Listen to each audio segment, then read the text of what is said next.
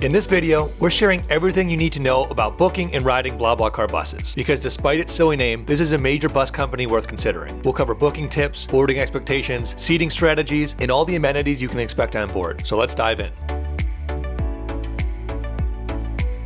BlaBlaCar Bus is a major bus provider in Europe, and besides having a much crazier name than its biggest rival Flixbus, we found them to be significantly cheaper on some of our main travel legs. So they're a great option worth checking out. When it comes to investigating routes, you have a few options to consider. Two of the best ones are BlaBlaCar's official website or Omio, a third-party public transportation site. If you can, we recommend booking through Omio because when we booked directly through BlaBlaCar's website, we experienced a travel hiccup that could have been avoided if we instead booked through Omio. Our bus was an hour late, and BlaBlaCar Bus never sent us any updates on the delayed schedule. Given there is very little signage at our bus station, it was difficult to identify where our bus was or where it should be. So we could have panicked that we were missing or had already missed our bus, since we had no updates. However, our friend that booked through Omio was automatically sent notifications updating her on the delay, so Omio seems to keep its passengers much better informed, which is helpful. Plus, the Omio website is very helpful for comparing routes against other major bus lines, so you can shop around for the best prices and timetables that match your schedule. Anyways, we booked our BlaBlaCar trip from Trieste, Italy to Ljubljana, Slovenia, which is where today's footage is from. And given both these countries are in the Schengen zone, we never needed to show our passports for this journey, despite it being an international route.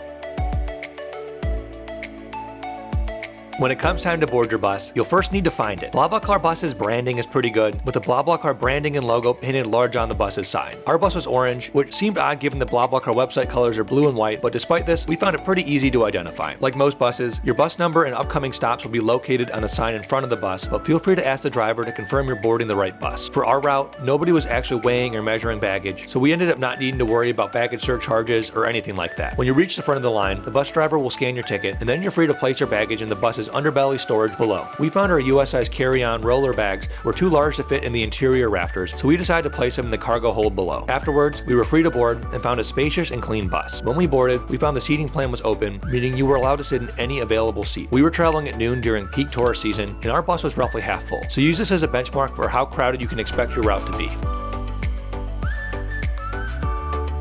For the onboard amenities, let's start with the seats. BlaBlaCar Bus's seats are roomy and comfy. I'm 6'6", and my knees were not jamming into the seat in front of me, so this is already comfier than many planes we fly on. Each passenger gets an adjustable footrest and backseat pocket, both of which were clean and nice. Additionally, each seat is equipped with a single European-style power outlet, but it's important to note there were actually no USB ports on board. So if you have multiple devices to charge, you may need a splitter or at least an outlet converter if you use the US or other international prong types. The seats themselves do recline, which is a massive plus if you're the one reclining, but since they actually recline really far back, we could see this being a con if the person in front of you chooses to lay all the way back and take up your precious legroom. So try to avoid sitting directly behind someone if you can. For interior storage, we fit our 30-liter Peak Design backpacks on the interior's upper racks, and they just barely fit. So use this as a reference for what will fit in the overhead rafters. The bus windows were large and spacious, and we enjoy bus rides because you sit up high so you can score some great views. We found the ride itself to be smooth and comfy enough to get some work done on. When it comes to the bus's climate, we found the temperature to be pleasantly cool. You're able to adjust the fan vents and airflow, but not the actual temperature on the bus. So bring a sweater if you run cold like me. Some cheaper buses we've taken in the Balkans had broken fan vents, meaning the air-conditioned air never actually reached the back of the bus, so the rear on those buses got quite toasty. So as a general rule of thumb, it's sometimes better to sit towards the front of the bus if you're worried about overheating. For Wi-Fi, our bus claimed to be equipped with Wi-Fi, but we weren't able to find an open network to connect to while driving. There were a few locked Wi-Fi networks that showed up, but our tickets didn't have any information on how we could actually connect. So do some research beforehand if having Wi-Fi is a mission-critical part of your route. If you have any tips for connecting to the bus Wi-Fi, please let other travelers know in the comments below. When it comes to the facilities, rest assured there is a tiny bathroom on board. This is located in the right midsection of the bus, right down the stairwell. We didn't find the bathroom to smell at all, but you may want to consider sitting further away from it on longer journeys if you're worried about potential foul odors. Overall, we were impressed by BlaBlaCar Bus and would recommend them for future travelers. If you found this video useful, please hit that like button and subscribe to see our other fun and helpful videos from all over the world. Next, we're heading to Slovenia to get married, then to explore Croatia, Bosnia and Herzegovina, Montenegro, Greece, then off to Asia. So be sure to subscribe so you don't miss it. Thanks, and we'll see you in the next one.